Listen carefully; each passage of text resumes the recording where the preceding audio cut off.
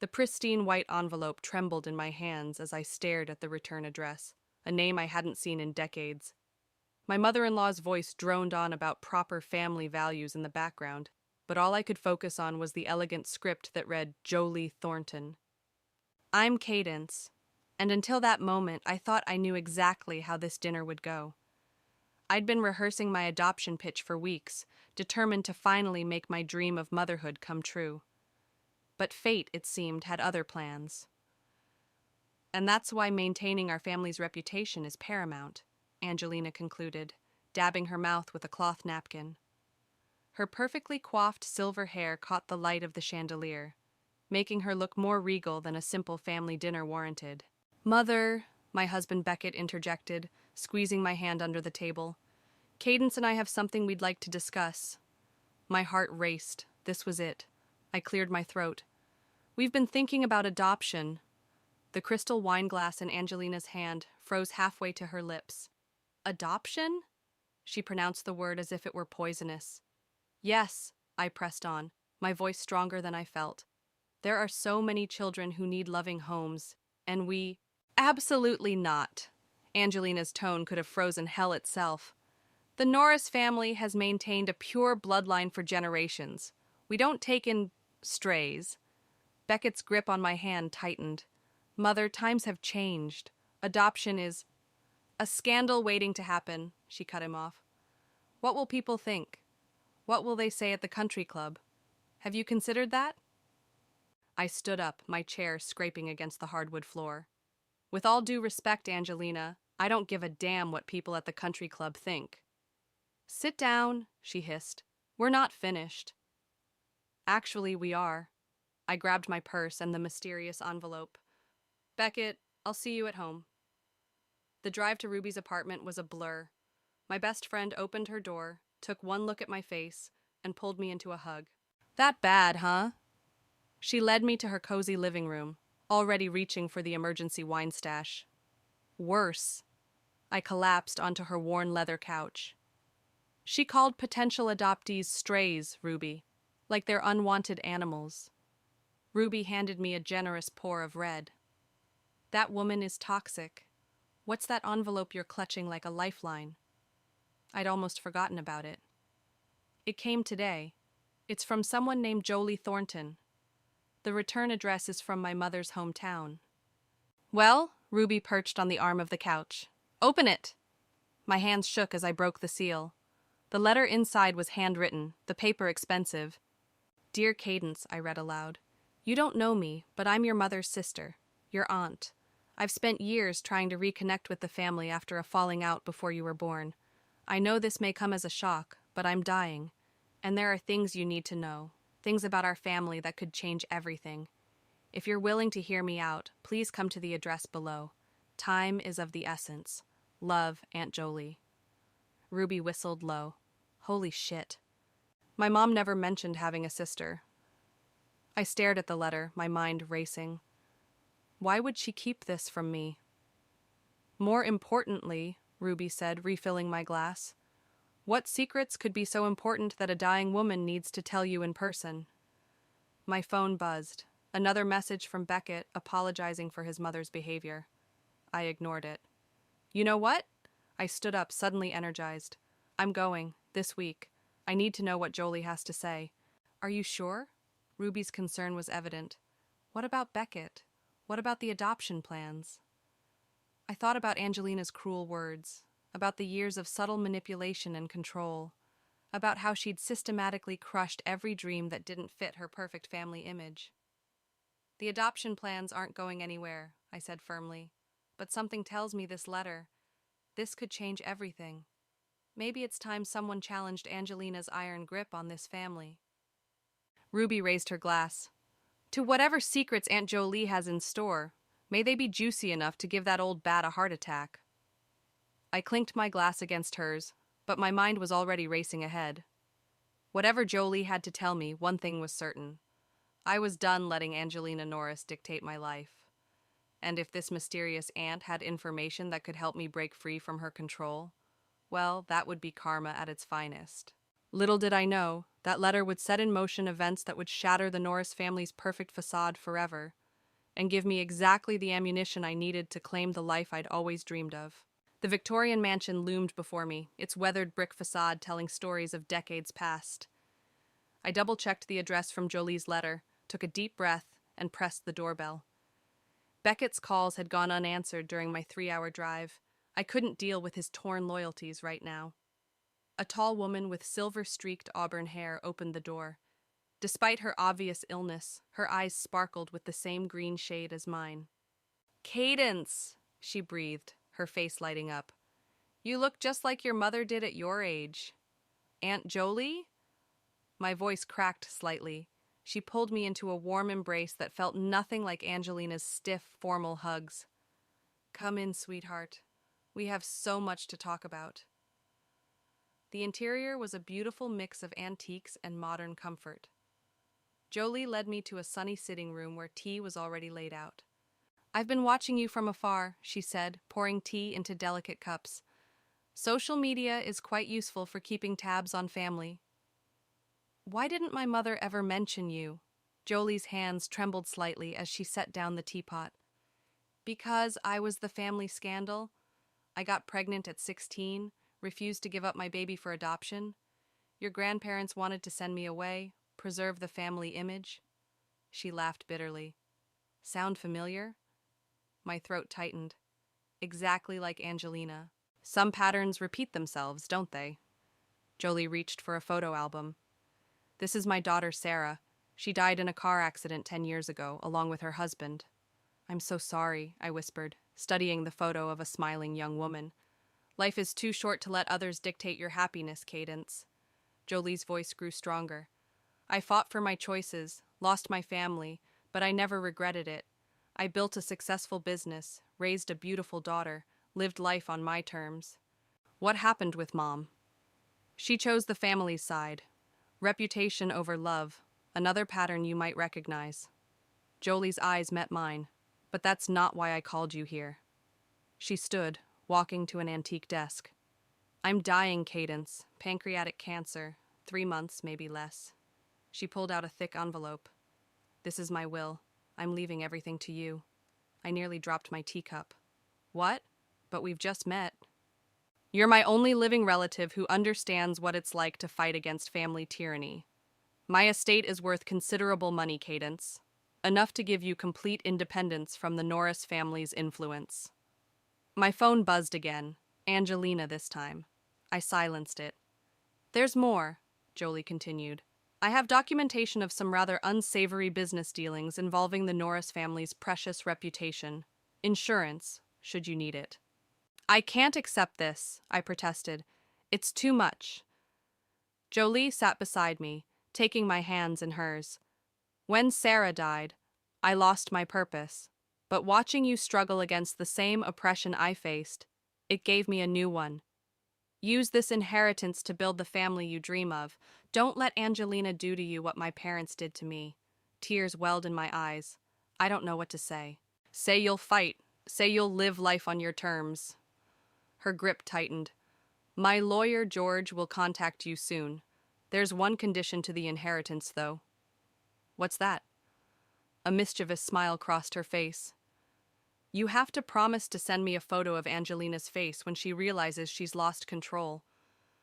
I couldn't help but laugh through my tears. "I think I can manage that." We spent the next few hours sharing stories, looking at photos, bridging the decades of separation. As the sun began to set, Jolie walked me to the door. "Remember, Cadence, family isn't about blood or reputation. It's about love, pure and simple." I hugged her tightly, memorizing the feeling of finally having someone truly in my corner. "I'll come back soon." "Don't wait too long," she said softly. "Time isn't on my side." Driving home, my mind raced with possibilities. The inheritance could change everything. Fund the adoption, give us independence from Angelina's financial control. But the real gift was knowing I wasn't alone in this fight. My phone rang. Beckett again. This time I answered. "Where have you been?" he demanded. "Mother's furious." I smiled, thinking of Jolie's strength, her defiance, her legacy. Tell her I'm done playing by her rules. Things are about to change, Beckett. You can either stand with me or stand with her, but I'm done compromising. The silence on his end spoke volumes. Finally, he sighed. What happened today? I found someone who showed me what real family means, I replied, and I'm about to shake up Angelina's perfect world in ways she never saw coming. The doorbell rang exactly at 9 a.m. George Pearson stood on my doorstep, briefcase in hand, looking every bit the distinguished lawyer in his tailored suit. Mrs. Norris? He extended his hand. I'm here regarding Jolie Thornton's estate. Please call me Cadence. I led him to the living room, grateful Beckett was at work. Would you like coffee? No, thank you. Time is of the essence. He opened his briefcase, spreading documents across our coffee table. As you know, Jolie intends to leave you her entire estate. The estimated value is just over $12 million. I nearly choked on my coffee. $12 million? Her tech company's sale was quite profitable. George adjusted his glasses. However, there's a condition that might complicate things. A knock at the door interrupted us. My heart sank as I heard Angelina's voice through the door. Cadence? Your car's here. I know you're home. Just a moment. I turned to George, panicked. That's my mother-in-law. She can't know about this. George quickly gathered the papers. Perhaps I should... The door opened. Of course Angelina had a spare key. Really, Cadence, it's rude to keep people waiting. She strode in, freezing at the sight of George. Oh, I wasn't aware you had company. Mrs. Norris, I said through gritted teeth, this is a private meeting. Nonsense, I'm family. She settled into an armchair like a queen on her throne. And who might you be, sir? George glanced at me, then straightened his tie. I'm a lawyer representing a family member of Cadence's. Angelina's perfectly plucked eyebrows rose. Oh? What family member would that be? That's confidential, I snapped. Everything involving this family concerns me, Angelina declared. As the matriarch? You're not my matriarch. The words burst out before I could stop them. This has nothing to do with the Norris family. George cleared his throat. Perhaps we should reschedule. No, I said firmly. Mrs. Norris was just leaving. Angelina's face hardened. I most certainly was not. If there are legal matters involving this family. The condition, George interrupted, looking directly at me, requires you to legally change your last name back to Wilkinson within 30 days of accepting the inheritance. The room went deadly silent. Angelina's face turned an interesting shade of purple.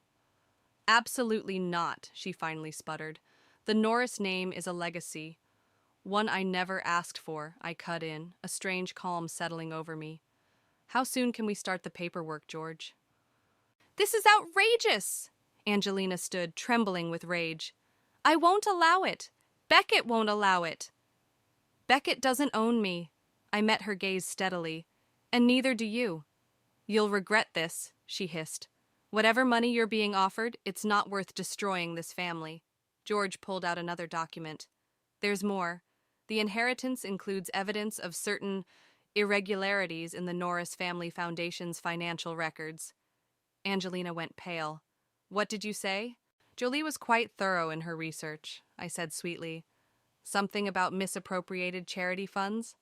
You're bluffing, but her voice trembled slightly. Would you like to test that theory? I stood, walking to the door. I think we're done here, Angelina. I'll need your key back. Her hand shook as she removed the key from her ring. You have no idea what you're doing. Actually, for the first time in years, I do. I took the key. Give Beckett my love when you run to tell him all about this. After she left, George let out a low whistle.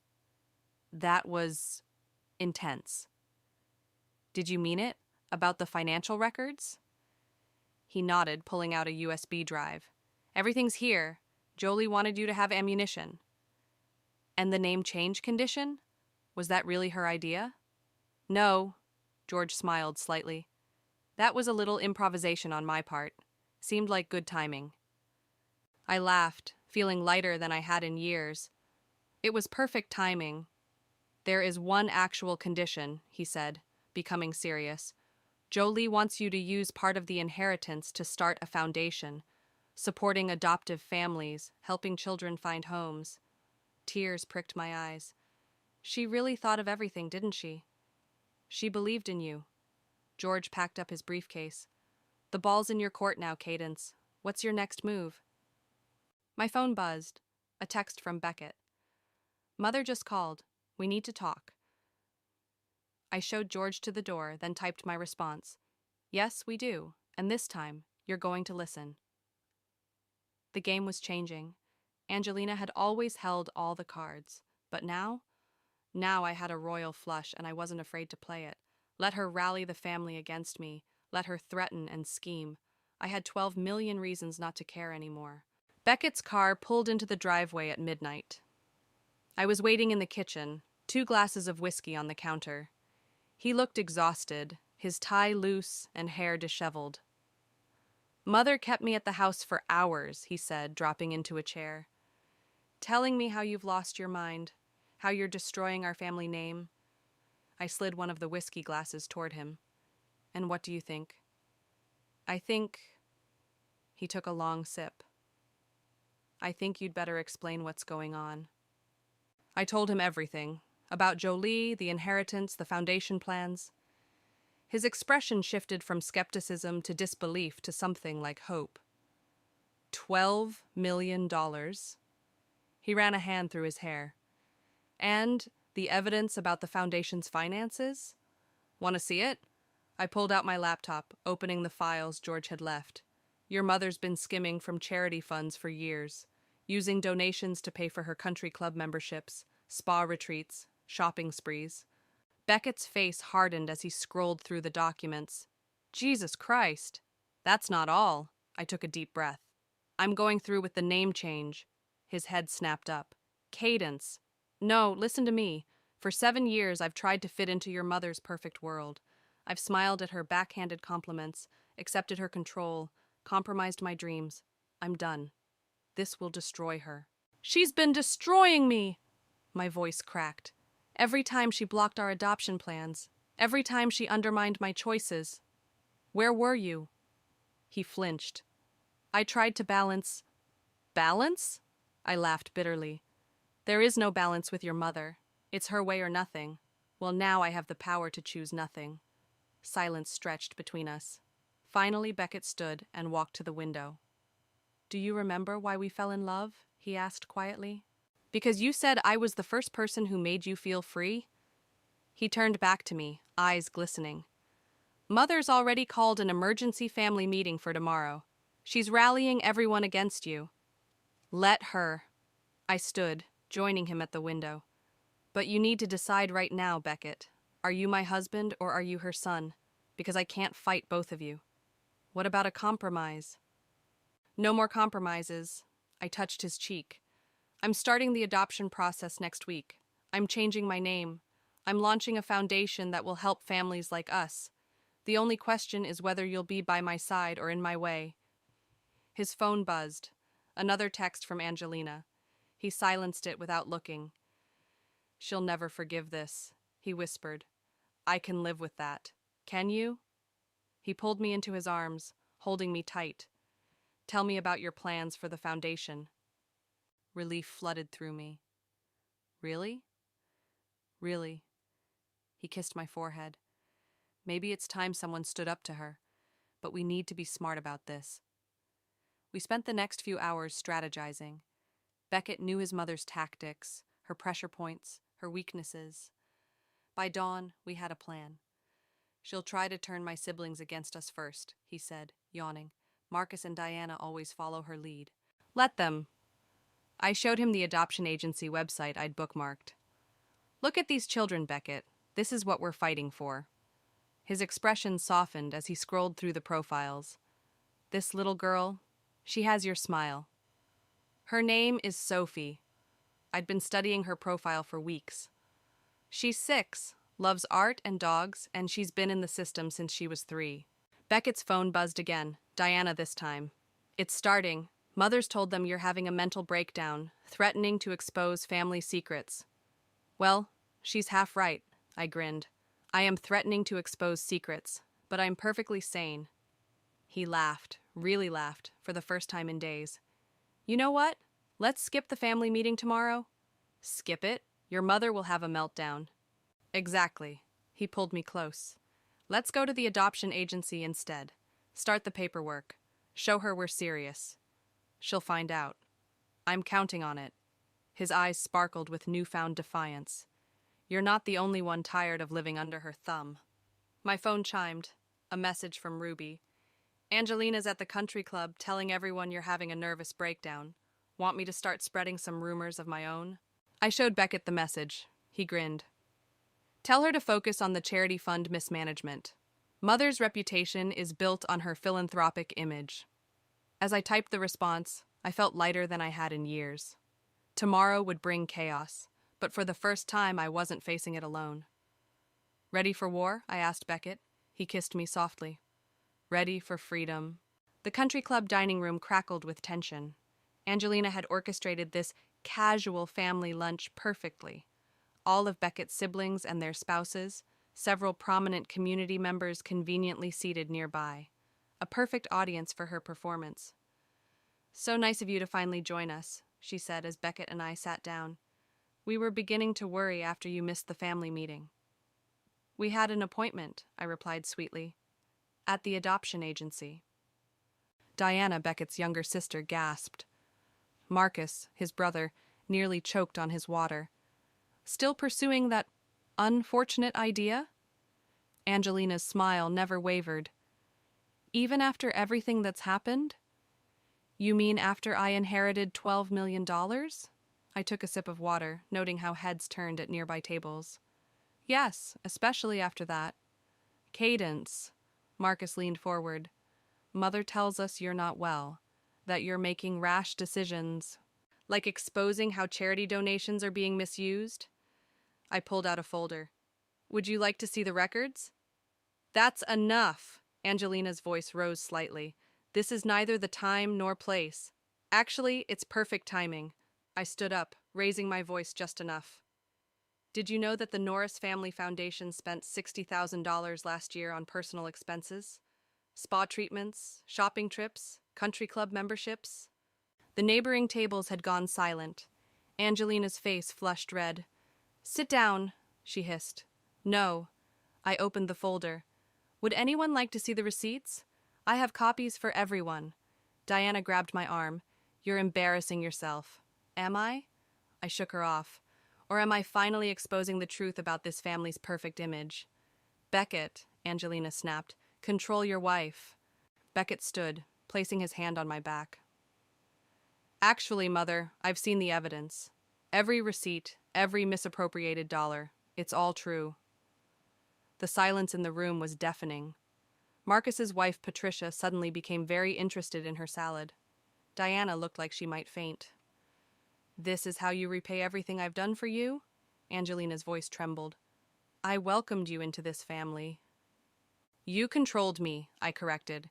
You blocked our adoption plans, manipulated Beckett, used charity money for personal gain, and now everyone knows. As if on cue, my phone buzzed. I checked it and smiled. Oh, look, the local newspaper just received an anonymous tip about financial irregularities at the foundation. Fascinating timing. Angelina stood so quickly, her chair toppled backward. You little... Careful, Mother, Beckett interrupted. Remember where we are.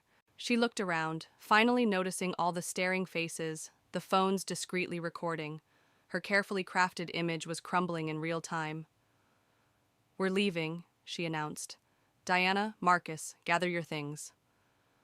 Actually, Marcus said slowly, I think I'd like to see those records. Angelina froze. What? Me too, Diana whispered. If the foundation's money is being misused, our names are on that board too, Mother. I slid copies of the documents across the table. Page 3 is particularly interesting. The charitable donation that paid for your Christmas vacation to Aspen? This is a declaration of war, Angelina said, her voice ice cold. No, I replied. This is karma. Just then, an elderly woman approached our table. Angelina, Is it true? About the foundation money? Mrs. Patterson, Angelina plastered on a smile. This is all a misunderstanding. My late husband and I donated $50,000 last year, Mrs. Patterson continued, for the Children's Hospital wing, which paid for your new Mercedes, I added helpfully. The paperwork's right there on page 7. Mrs. Patterson's face hardened. I'll be speaking with my lawyer, Angelina, and the board. As she walked away, other diners began to stand, gathering their things, whispering. The perfect bubble of social status Angelina had built was bursting spectacularly. You've ruined everything, she spat at me. No, you did that yourself. I gathered my purse. By the way, we're approved for adoption. Sophie moves in next month. You're not welcome to visit. Beckett! It was her last desperate play. You can't allow this. Watch me. He took my hand. Diana, Marcus, family dinner at our place next week? Without Mother? They both nodded, still staring at the documents. As we walked out, I heard Angelina's muffled sob behind us. Part of me felt guilty, but then I remembered every cruel word, every blocked dream, every manipulation. You okay? Beckett squeezed my hand. Better than okay. I checked my phone. Ruby had already posted the story on social media. It was going viral. I think it's time to visit Jolie again. Show her the photos she asked for. Beckett laughed. Think she'll like the one of Mother knocking over her chair? I think she'll frame it. Behind us, the country club buzzed with scandal, but ahead lay freedom, family, and finally, justice. Jolie's laugh echoed through her hospital room as she flipped through the photos on my phone. Oh, that face! I wish I could have been there.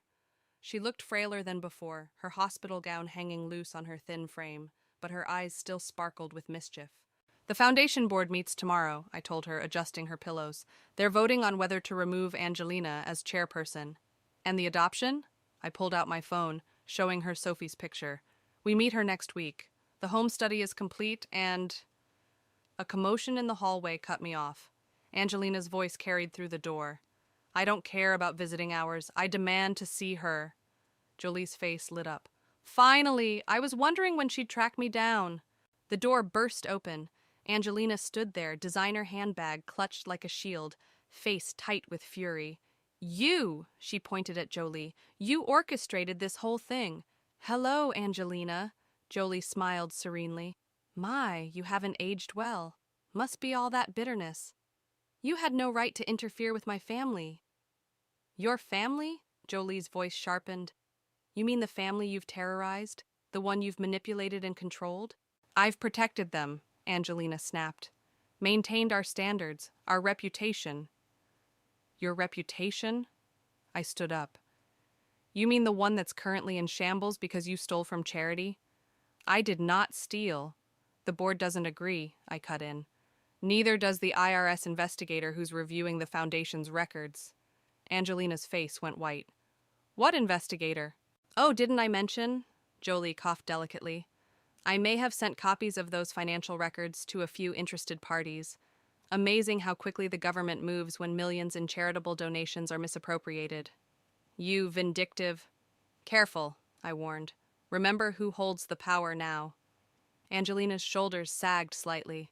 For the first time, I saw fear in her eyes. What do you want? She whispered. Want? Jolie laughed. Dear, we already have everything we want. Cadence has her freedom, her adoption plans, and soon she'll have my entire estate.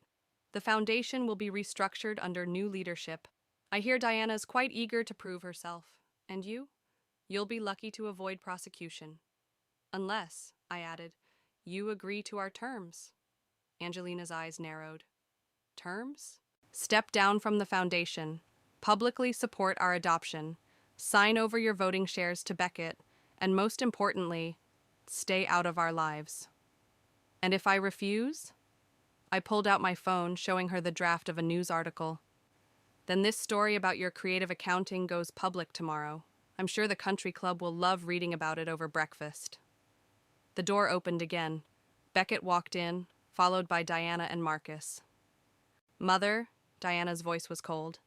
The board wants your resignation letter by morning. Et tu, Diana?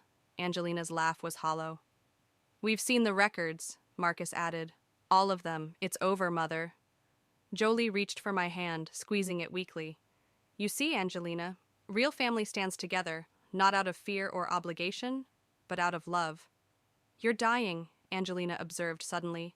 This is your revenge, isn't it? Destroying what I built before you go? No, Jolie smiled. This is my gift to Cadence, the chance I never had, to break free, to choose love over appearance, to build a real family. Tears rolled down my cheeks as I hugged her. Her body felt so fragile, but her spirit remained unbreakable. The papers are drawn up, Beckett said quietly. All you have to do is sign, Mother. Angelina looked around the room, at her children's resolute faces, at Jolie's triumphant smile, at my unwavering stance. The fight seemed to drain from her body. Fine, she whispered. You win. No, Angelina, Jolie said softly. Love wins. It always does in the end. As Beckett led his mother out to sign the papers, I turned to Jolie. Thank you for everything. Just promise me one thing, she squeezed my hand. Promise me you'll love that little girl enough for both of us, and send me a picture when she comes home. I promise. I wiped my eyes. Though something tells me you'll be watching from somewhere. You bet I will be. She closed her eyes, tired but content. Now go. You have a family to build. Walking out of the hospital, I found Beckett waiting by the car. It's done, he said. Mother signed everything. How do you feel? He pulled me close. Free. Ready to be a dad. You? I showed him the latest text from the adoption agency, Sophie's smiling face attached. Ready to be a mom. Ready for our real life to begin. The sun was setting, painting the sky in brilliant colors. Somewhere above, I imagined Jolie watching, smiling, knowing that her final act of rebellion had set us all free. The adoption agency's waiting room felt too small to contain all my nervous energy. Beckett paced back and forth while I fidgeted with the small teddy bear we'd brought for Sophie. Mrs. Wilkinson? The social worker, Amanda, appeared with a warm smile. She's ready to meet you. My new name still felt strange, but wonderful on my ears. Beckett squeezed my hand as we followed Amanda down the hallway. She's been drawing pictures all morning, Amanda said. Hasn't stopped talking about meeting her new parents. The door opened, and there she was. Sophie sat at a small table, dark curls falling around her face as she concentrated on her drawing. She looked up, and my heart stopped. Hi, she said shyly, those big brown eyes studying us carefully. Hi, Sophie. I knelt down to her level. I'm Cadence, and this is Beckett. We brought you something. I held out the teddy bear. She reached for it hesitantly, then hugged it tight. I drew you a picture, she announced, pushing her paper forward. It's all of us, and a dog. Can we get a dog? Beckett laughed, kneeling beside me. I think that could be arranged. The next hour flew by as Sophie showed us her favorite books, told us about her best friend at the group home, and asked approximately 1 million questions. Will I have my own room? Yes, we've already painted it purple. Amanda told us it's your favorite color.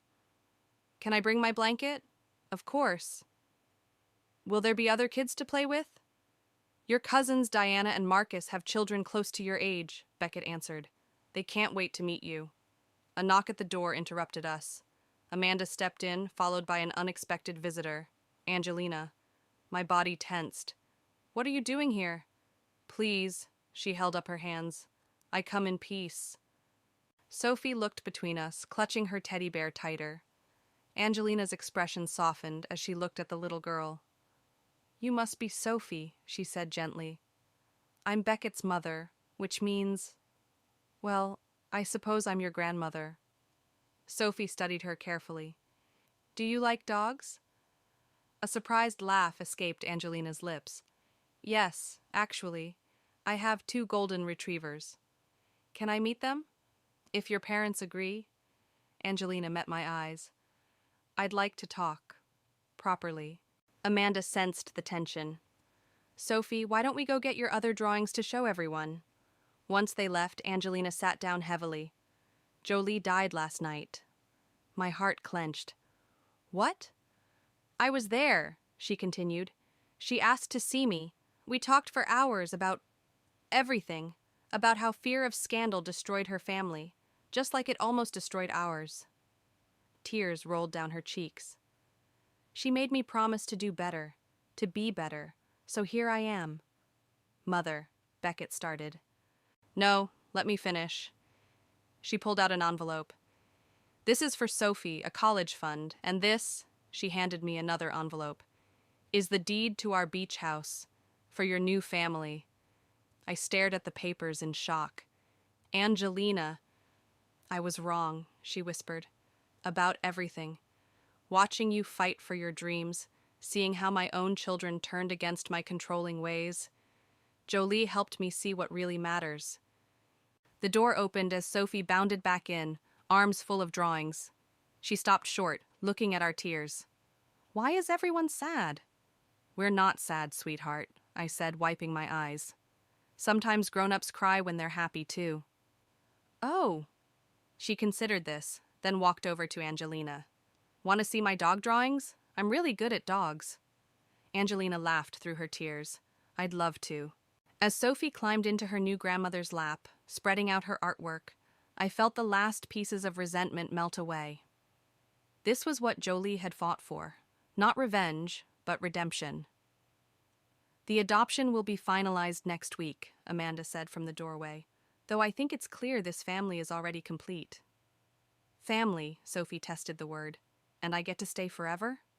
Forever and ever, Beckett promised. And we can get a dog? Yes, Angelina chimed in. I know a wonderful breeder. Actually, I interrupted, pulling up a photo on my phone. There's a rescue puppy at the shelter who needs a home. Want to meet her? Sophie's eyes lit up. Now? If everyone wants to come? I looked at Angelina questioningly. She stood, straightening her designer dress.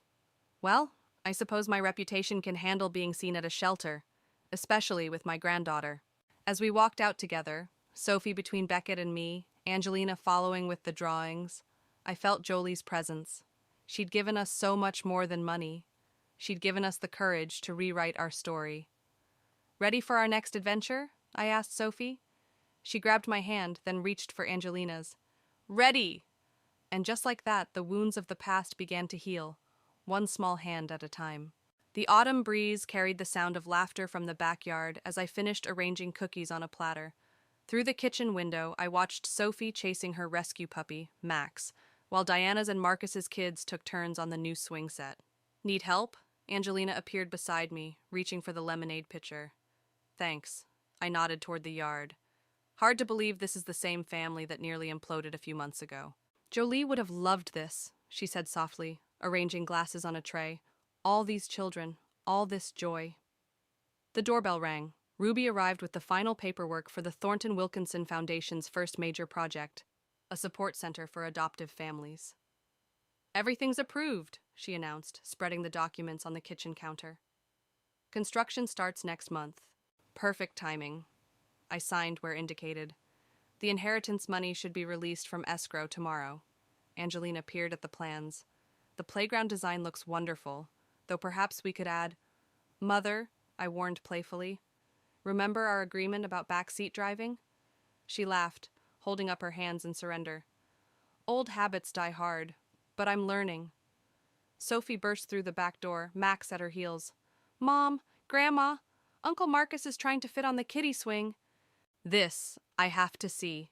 Angelina grabbed her phone, hurrying outside. Mom, Sophie tugged my sleeve. Can I show everyone my special project now?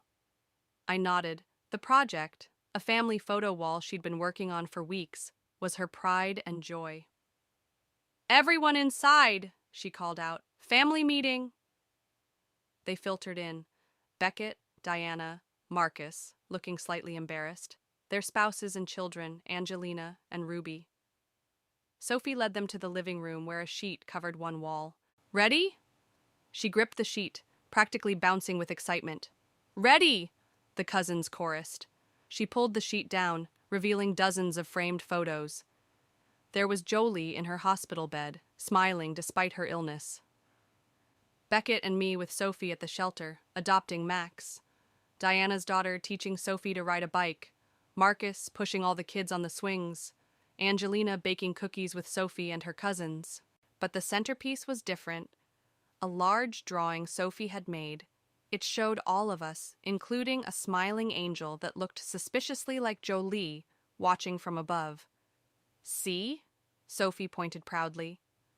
"This is our real family, not the one in those stuffy old portraits Grandma used to have." Angelina wrapped an arm around her granddaughter. "You're absolutely right, sweetheart. This is much better than those old portraits." "There's room for more," Sophie announced, "for when our family gets bigger." "Bigger?" Beckett raised an eyebrow at me. I smiled, touching the envelope in my pocket, the one from the adoption agency about a sibling group of 2 who needed a home. "Well, actually." "Really?" Sophie's eyes widened. "More brothers or sisters?" "If everyone's okay with that," I looked at Angelina questioningly. She wiped away tears. "I'll start baby-proofing the beach house immediately." "Group hug!" Sophie declared, and suddenly we were all tangled together, laughing and crying. Ruby snapped a photo. "This one's definitely going on the wall." Later, as everyone enjoyed cookies in the backyard, Beckett found me in the kitchen. "Happy?" he asked, wrapping his arms around me. "Look out there," I nodded toward our family. "Angelina's teaching the kids some ridiculous society dance. Diana and Marcus are arguing about who gets to host Thanksgiving. Sophie's plotting to convince us to adopt every child and animal she meets. It's chaos." "Perfect chaos," he agreed. "You know what Jolie told me that last day in the hospital?" I turned to face him. "She said sometimes you have to break something completely to rebuild it stronger. She wasn't trying to destroy your mother's perfect family. She was making room for a real one." "Mission accomplished," he kissed my forehead. A shriek of laughter drew our attention back outside. Angelina was now attempting to teach the foxtrot to Max, who seemed more interested in chasing his tail. "Mom, Dad," Sophie called. "Come quick! Grandma's dancing with the dog." We joined our family in the yard, under the warm sun and cool breeze, surrounded by the kind of love that no society rules or family reputation could contain. On Sophie's wall, Jolie smiled down at us all, her final gift still unfolding, the gift of choosing love over appearance, truth over pretense, and the messy beauty of real family over the cold perfection of false ones. "Ready for more chaos?" I whispered to Beckett, thinking of those 2 siblings waiting for a home. He squeezed my hand. "With this family? Always." And in that moment, watching Sophie teach her cousins her own version of a society dance, which mostly involved spinning in circles until you fell down, I knew that sometimes the happiest endings don't come from maintaining perfect order, but from embracing perfect chaos.